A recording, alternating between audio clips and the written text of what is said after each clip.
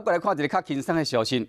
咱知影讲，这个帛琉台湾甲帛琉观光专案，伫今日开始正式启动，头一团受到大家关心，下晡就起飞啊！总共有7团100个人客，要过出国之前，防疫袂使马虎。这个人客必须伫机场先做采检，由通病院协助，等到确定结果是阴性，这个人客才会使登机。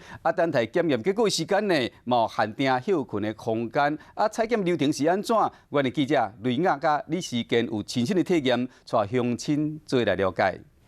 帛琉泡泡首发团今天即将出航，不过在出航之前，得要先经过采检的手续。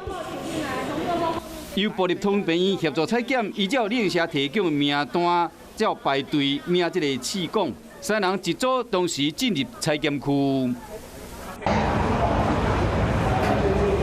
数一日开，采检人员会用名仔机插入鼻孔内，前后差不多1分钟就使完成采样。采检的速度是非常的快，大概2-3分钟就会出来了。不过呢，他会拿着棉花棒，然后伸进你的鼻腔里面，的确是蛮不舒服的，而且会有点想要咳嗽。不过好险呢，它的时间还算很快，短短的时间你就可以再走出这个采检室，之后再回到我们刚刚的地方做集合。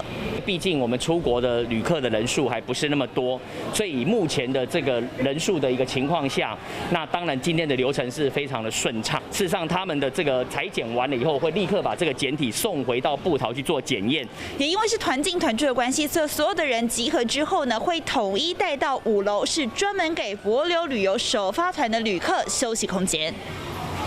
而来到5楼呢，这里是专门给帛琉首发团旅客休息的空间。事实上呢，不只是整层5楼都可以活动，还有专门的厕所提供来使用，就是为了跟一般的旅客来做区别。同时呢，必须在这里填写健康声明书，还有要等待2个小时的采检结果，阴性之后呢，才可以 check in 报到登机。以上是目前雷亚还有李世健在桃园的采访报道。